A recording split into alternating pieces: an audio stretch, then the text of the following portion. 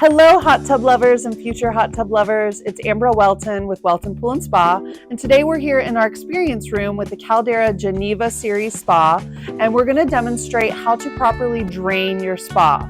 So with the salt system spa, you only really need to drain your spa about once a year. We do recommend when you're doing that 1 year draining, you do a flush on the internal lines. So we use a product called Awesome to flush the internal lines. It's going to break up buildup inside of the plumbing and get that cleaned out so that you can have the most cleanest, freshest water, and also your chemicals and your salt system can work more efficiently when all of that's cleaned up. So my lovely assistant John here is going to help me demonstrate how we would start off before we drain our spa with the spa still running. We're going to be using the Awesome product to clean out the internal lines. The first thing we're going to do is remove our filter. We don't want the product running through the filter. It's going to catch in the filter and it's just not going to work as well. So you always remove your filter. Then you're going to add one single-use packet like this, or you can get the larger tub and you can add about an ounce or a large tablespoon of the product right into the filter housing. So when you add that product into the filter, you're going to run the jets for about 15 to 20 minutes. That's going to run through all of the internal lines and it's going to break up all of that buildup internally. So it's going to be pretty icky. So when you do this, be ready to drain that water. You don't want to leave that icky stuff left to harden and crust up on the inside of your spa. John's adding the gel of the Awesome. The Awesome solution is going to be added directly into where the filter would rest. That's going to run through the jets. All of the jets are going to be running, and that way it just runs through all of the internal plumbing.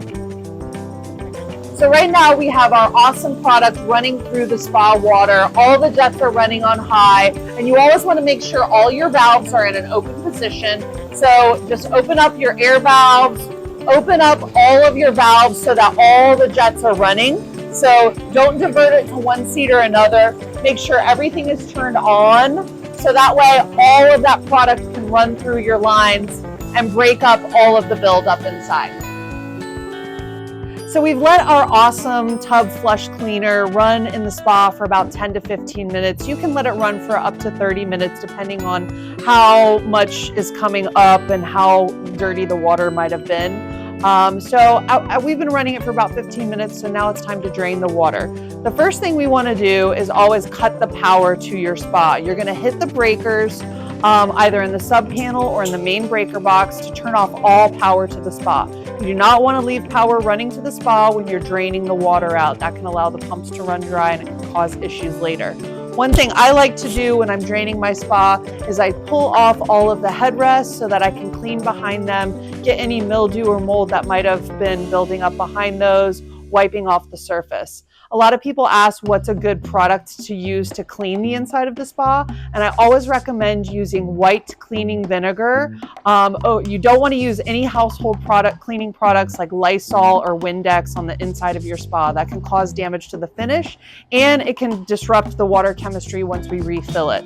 So only use white cleaning vinegar or possibly an enzyme that you can use to treat the water with if you have heavy buildup, but never use any harsh abrasive products. So just try to stick to the cleaning vinegar. Now, when you're draining your spa, you want to leave your filter out, and you also want to remove your salt cell. So the salt cell is underneath the cap right here. And by removing this will allow airflow to come through the plumbing lines and allow that water to flow out easily. Now, in addition to leaving it out during the draining, you also want to leave it out during the refill. So leave your filter and your salt cell out of the spa while you're refilling the spa. This will help you to prevent any airlocks and get those pumps to prime when that spa is turned back on. Okay, so here we have our drain valve. Now the drain valve opens and closes by pushing it in and out. So your drain valve is going to be all the way inserted. You want to pull that little tab all the way out as far as you can. Sometimes you might need a pair of pliers to get a good grip on it when it's all the way inserted into the hole there. So once you've pulled that drain valve all the way out as far as it will go, then you know it's safe to remove the drain cap. You'll see a little trickle of water. Don't be alarmed by that. That's perfectly fine. and then you're going to connect your water hose. So make sure you thread it properly and don't strip out the threads. And you get your water hose fully connected. Then you're going to slightly insert the valve. You'll hear the water start to flow. By slightly inserting it, that actually opens up the valve and allows the water to start draining. So now our water is draining. Now when you're using natural gravity, it's going to take quite a while. So some people will just let it drain out overnight after they've used it for the evening, but it will take several hours unless you're using the sump pump, which will allow it to go a lot quicker. So now we've got our spa completely drained out. We've removed our water hose from the drain valve. We've put the cap on the drain valve nice and tight and inserted that all the way back into the drain valve hole. So now all of that's tight and we've assured that there's no leaking coming from that. We are good to start filling our spa. Now, once again, you want to keep the power off until the spa is completely full. You want to leave your salt cell out of the spa until it is completely full. And you're going to leave your filter out of the spa until it's completely full, because we always want you to fill your spa through the filter housing. If you just toss the hose in like this, what it's going to do is trap air inside of all of your jets. That's going to prevent your pumps from being able to prime. So if you fill it through the filter housing, it's going to push all the air out of the plumbing as it fills up and prevent those air locks from happening 99% of the time.